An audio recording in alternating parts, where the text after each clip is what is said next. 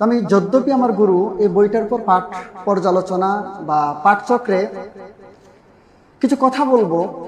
বিষয়টা হচ্ছে পাঠচক্রটা বেশ কিছু ধরনের হতে পারে। একটা হচ্ছে বইটা পড়ছি, বইটা পড়ার পরে কোন অধ্যায়ে কি আছে একটা রিভিউ আসতে পারে, এটা একটা পাঠ চক্রের আলোচনা হতে পারে।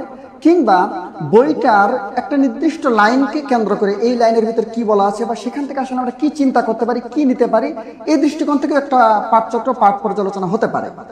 তো আমি চেষ্টা করছি যে দ্বিতীয় পদ্ধতিটা থেকে কয়েকটা লাইন নিয়ে কিছু একটা কথা বলবো, তার ভিতরে বইয়ের নাম সংশ্লিষ্ট বিষয়টাও চলে আসবে। তো ইতিমধ্যে আমরা লেখক এবং যাকে নিয়ে লেখা হচ্ছে উভয়ের পরিচয় আমরা পেয়ে গেছি। তো এই লেখক আহমদ ছফা উনি যখন পিএইচডি করার জন্য অনুমতি পেয়ে বাংলা একাডেমি থেকে পাওয়ার পরে উনি যখন প্রফেসর আব্দুর রাজ্জাকের কাছে গেলেন, তো উনি বর্ণনা করছেন যে আমি যাওয়ার পরে দেখলাম যে একটা ঘর, কিন্তু ঘরে আমি মানুষ দেখতেছি না। তো উনি প্রথম যে অনুভূতিটা বলছেন যে ওনার ঘরে যাওয়ার পরে আমি পুরাতন বইয়ের ঘ্রাণে আমি কিছুটা বিমোহিত হয়েছিলাম, এরকম একটা শব্দ ব্যবহার করেছেন।